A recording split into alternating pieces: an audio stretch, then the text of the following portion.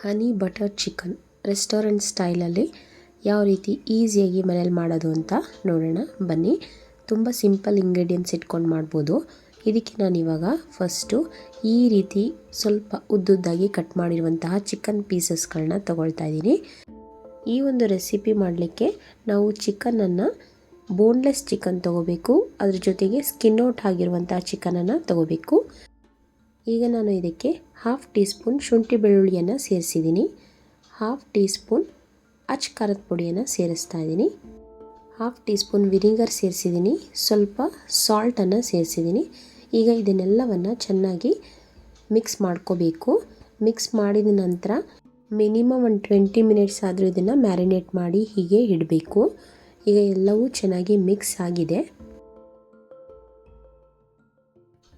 ಈಗ ಒಂದು 10 ನಿಮಿಷ ಇದನ್ನು ಮುಚ್ಚಳ ಹಾಕಿಟ್ಟು ಹಾಗೆ ನೆನೆಯಲಿಕ್ಕೆ ಬಿಡೋಣ. ಈಗ ಒಂದು ಪ್ಲೇಟ್ಗೆ ನಾನು ಇಲ್ಲಿ 2.5 ಟೇಬಲ್ ಸ್ಪೂನ್ ಮೈದಾ ತೊಗೋತಾ ಇದ್ದೀನಿ. 2.5 ಟೇಬಲ್ ಸ್ಪೂನ್ ಕಾರ್ನ್ಫ್ಲೋರ್ ತೊಗೊಂಡಿದ್ದೀನಿ. 2 ಈಕ್ವಲ್ ಅಮೌಂಟಾಗಿಯೇ ತೊಗೊಂಡಿದ್ದೀನಿ. ಮತ್ತು ಇಲ್ಲಿ ಸ್ವಲ್ಪ ಸಾಲ್ಟ್ ಹಾಕಿದ್ದೀನಿ.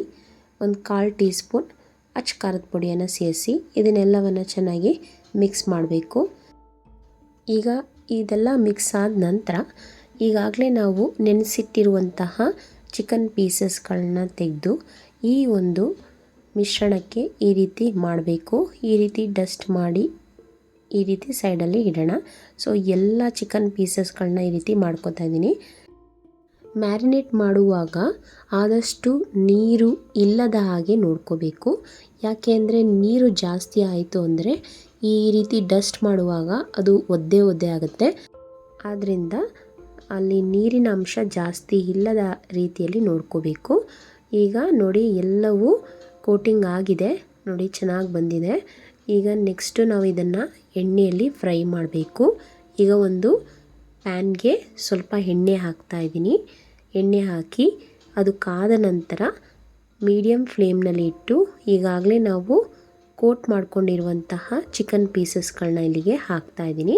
ಸೊ ಎಲ್ಲವನ್ನು ಹಾಕಿದ ನಂತರ ಸ್ವಲ್ಪ ಹೊತ್ತು ವೆಯ್ಟ್ ಮಾಡಿ ಆ ನಂತರ ಇದನ್ನು ತಿರುವು ಹಾಕ್ಕೋಬೇಕು. ಇಮಿಡಿಯೇಟಾಗಿ ತಿರುವು ಹಾಕಬಾರ್ದು. ಇದು ಬಿಗಿನರ್ಸ್ಗೆ ಟಿಪ್ಸ್. ಇದು ಈ ರೀತಿ ಬೇಯುವಾಗ ನೊರೆ ಜಾಸ್ತಿ ಇದ್ದರೆ ಅದು ಇನ್ನೂ ಬೇಯ್ತಾ ಇದೆ ಅಂತ ಅರ್ಥ. ಯಾವಾಗ ನೊರೆ ಅಂಶ ಅದು ಕಡಿಮೆ ಆಗುತ್ತೋ ಆಗ ಆ ಚಿಕನ್ ಪೀಸಸ್ಗಳು ಬೆಂದಿದೆ ಅಂತ ನೋಡಿ. ಹೀಗೆ ಇದನ್ನೆಲ್ಲ ತಿರುವು ಹಾಕ್ಕೊಳ್ತಾ ಇದ್ದೀನಿ. ಅದಾದ ನಂತರ ಬೆಂದ ನಂತರ ಇದನ್ನು ನಾನೀಗ ತೆಗೆದಿಡ್ತೀನಿ. ಈಗ ಆಲ್ಮೋಸ್ಟ್ ಎಲ್ಲ ಬೆಂದಿದೆ. ಮತ್ತು ಇದನ್ನು ನಾನು ಈಗ ತಿರುವು ಹಾಕ್ಕೋಬೇಕಾದ್ರೆ ತುಂಬ ಗರಿಯಾಗಿ ಇದೆ. ಈಗ ಕಲರ್ ಕೂಡ ಬಂದಿದೆ. ಈಗ ಇದನ್ನೆಲ್ಲವನ್ನು ಈಗ ನಾನು ಪ್ಯಾನಿಂದ ತೆಗೆದು ಒಂದು ಸೈಡಿಗೆ ಇಡ್ತೇನೆ. ಮತ್ತೊಂದು ಬ್ಯಾಚ್ ಹಾಕಲಿಕ್ಕೆ ರೆಡಿ ಮಾಡ್ತೇನೆ. ಈಗ ನೋಡಿ ಚೆನ್ನಾಗಿ ಬೆಂದಿದೆ. ಈಗ ಬೆಂದಿರೋಂತಹ ಒಂದು ಚಿಕನ್ ಪೀಸಸ್ನ ಟೇಸ್ಟ್ ಮಾಡಿ ನೋಡಿ, ತುಂಬ ಚೆನ್ನಾಗಿರುತ್ತೆ. ಹೀಗೆ ನಾವು ತಿನ್ಬಿಡ್ಬೋದು. ಆದರೆ ಇದಕ್ಕೆ ನಾವು ಒಂದು ಸೀಸ್ನಿಂಗ್ ಮಾಡಬೇಕು. ಈಗ ಸೆಕೆಂಡ್ ಬ್ಯಾಚ್ ಹಾಕ್ತಾ ಇದ್ದೀನಿ. ನಾವು ಇಲ್ಲಿ ಯಾವುದೇ ರೀತಿಯಾದಂತಹ ಕಲರ್ ಯೂಸ್ ಮಾಡಿಲ್ಲ, ಬರೀ ಅಚ್ಚ ಖಾರದ ಪುಡಿಯನ್ನು ಮಾತ್ರ ಯೂಸ್ ಮಾಡಿರೋದು. ಈ ಬ್ಯಾಚು ಮುಗಿದ ನಂತರ ಈಗ ಒಂದು ಪ್ಯಾನ್ಗೆ 50 ಗ್ರಾಮ್ ಬೆಣ್ಣೆ ಹಾಕಿದ್ದೀನಿ. ಈಗಾಗಲೇ ನಾವು ಹೇಳಿರುವ ಹಾಗೆ ಹನಿ ಬಟರ್ ಚಿಕನ್ ಆಗಿರೋದ್ರಿಂದ ಬೆಣ್ಣೆ ಖಂಡಿತ ಬೇಕೇ ಬೇಕು. ಇಲ್ಲಿ ಬೆಣ್ಣೆ ಎಲ್ಲ ಕರಗಿದ ನಂತರ ಒಂದು 6ರಿಂದ 7 ಎಸಳು ಬೆಳ್ಳುಳ್ಳಿ ತೊಗೊಂಡಿದ್ದೀನಿ. ಅದನ್ನು ಚಿಕ್ಕದಾಗಿ ಕಟ್ ಮಾಡಿ ಇದಕ್ಕೆ ಸೇರಿಸ್ತಾ ಇದ್ದೀನಿ. ಇದನ್ನೆಲ್ಲವನ್ನು ಒಂದು ಸರಿ ಈ ರೀತಿ ಫ್ರೈ ಮಾಡ್ಕೋಬೇಕು. ಅದಾದ ನಂತರ ಕೆಲವು ಸಾಸ್ಗಳನ್ನ ಹಾಕಬೇಕು. ಈಗ ಫಸ್ಟು ನಾನು ಟೊಮೆಟೊ ಕೆಚಪ್ಪನ್ನು ಹಾಕ್ತಾ ಇದ್ದೀನಿ. ಇಲ್ಲಿ 2 ಟೇಬಲ್ ಸ್ಪೂನ್ ಟೊಮೆಟೊ ಕೆಚಪ್ ಹಾಕಿದ್ದೀನಿ. 1/4 ಟೀ ಸ್ಪೂನ್ ಸೋಯಾ ಸಾಸ್ ಹಾಕಿದ್ದೀನಿ. ಅರ್ಧ tea spoon red chilli sauce ಹಾಕಿದ್ದೀನಿ. 1 ಟೇಬಲ್ ಸ್ಪೂನ್ ಜೇನುತುಪ್ಪ ಹಾಕಿದ್ದೀನಿ. ಇದನ್ನೆಲ್ಲವನ್ನು ಈಗ ಚೆನ್ನಾಗಿ ಮಿಕ್ಸ್ ಮಾಡ್ಕೋಬೇಕು. ಈಗ ನೀವು ಒಂದು ವೇಳೆ ಖಾರ ತುಂಬ ಇಷ್ಟಪಡೋದಾದರೆ ಚಿಲ್ಲಿ ಫ್ಲೇಕ್ಸನ್ನು ಹಾಕ್ಬೋದು ಈ ಸಮಯದಲ್ಲಿ. ಆ್ಯಕ್ಚುಲಿ ಚಿಲ್ಲಿ ಫ್ಲೇಕ್ಸ್ ಮಾಡೋದು ತುಂಬ ಈಸಿ. 2 ಒಣಮೆಣ್ಸಿನ್ಕಾಯಿನ ತೊಗೊಂಡು ಅದನ್ನು ಸ್ವಲ್ಪ ಬಿಸಿ ಮಾಡಿ ಪ್ಯಾನಲ್ಲಿ ಹಾಗೆಯೇ ಅದನ್ನು ಮಿಕ್ಸಿಯಲ್ಲಿ ಒಂದು ಸರಿ ಅದನ್ನು ರುಬ್ಕೊಂಡ್ರೆ ಜಸ್ಟ್ ಲೈಕ್ ಹೇಗೆ ನಮಗೆ ಅಂಗಡಿಗಳಲ್ಲಿ ಸಿಗುತ್ತೋ ಚಿಲ್ಲಿ ಫ್ಲೇಕ್ಸ್ ಅದೇ ರೀತಿ ಆಗುತ್ತೆ. ಅದನ್ನು ಮಾಡಿ ಇದಕ್ಕೆ ಸೇರಿಸ್ಬೋದು. ಈಗ ನಾನು ಈಗಾಗಲೇ ನಾನು ಫ್ರೈ ಮಾಡಿಟ್ಕೊಂಡಿರುವಂತಹ ಚಿಕನ್ ಪೀಸಸ್ಗಳನ್ನ ಇದಕ್ಕೆ ಹಾಕಿ ಎಲ್ಲವನ್ನ ಒಂದು ಸರಿ ಮಿಕ್ಸ್ ಮಾಡ್ತಾಯಿದ್ದೀನಿ. ಈಗ ಸ್ವಲ್ಪ ಹೈ ಫ್ಲೇಮ್ನಲ್ಲಿ ಎಲ್ಲವನ್ನ ಹೀಗೆ ಮಿಕ್ಸ್ ಮಾಡ್ಕೋಬೇಕು. ಅದಾದ ನಂತರ ಕೊನೆಯಲ್ಲಿ ಕೊತ್ತಂಬರಿ ಸೊಪ್ಪನ್ನು ಹಾಕಿ ಮತ್ತು ವೈಟ್ ಎಳ್ಳನ್ನು ಹಾಕಿದ್ರೆ ನಮ್ಮ ಹನಿ ಬಟರ್ ಚಿಕನ್ ರೆಡಿ ಆಗುತ್ತೆ.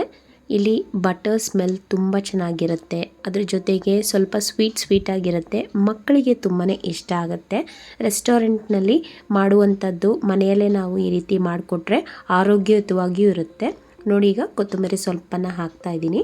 ಇದನ್ನು ಹಾಕಿ ಒಂದ್ಸರಿ ಮಿಕ್ಸ್ ಮಾಡಿ ಕೊನೆಯಲ್ಲಿ ಸರ್ವ್ ಮಾಡಬೇಕಾದ್ರೆ ಎಳ್ಳನ್ನು ಉದುರಿಸ್ಕೊಡಿ. ತುಂಬ ಚೆನ್ನಾಗಿ ಬರುತ್ತೆ. ಮನೇಲಿ ಒಂದ್ಸರಿ ಟ್ರೈ ಮಾಡಿ, ಮಕ್ಕಳಿಗೆ ಇಷ್ಟ ಹಾಗೆ ಆಗುತ್ತೆ. ಒಂದು ವೇಳೆ ನಿಮಗೆ ಈ ವಿಡಿಯೋ ಇಷ್ಟ ಆದರೆ ನನ್ನ ಚಾನಲನ್ನು ಸಬ್ಸ್ಕ್ರೈಬ್ ಆಗೋದನ್ನ ಮಾತ್ರ ಮರಿಬೇಡಿ. ಮತ್ತು ಫ್ಯಾಮಿಲಿ ಆ್ಯಂಡ್ ಫ್ರೆಂಡ್ಸ್ಗೆ ಶೇರ್ ಮಾಡಿ ಸಪೋರ್ಟ್ ಮಾಡ್ತಿರುವಂತಹ ಎಲ್ಲರಿಗೂ ಧನ್ಯವಾದಗಳು. Thank you so much.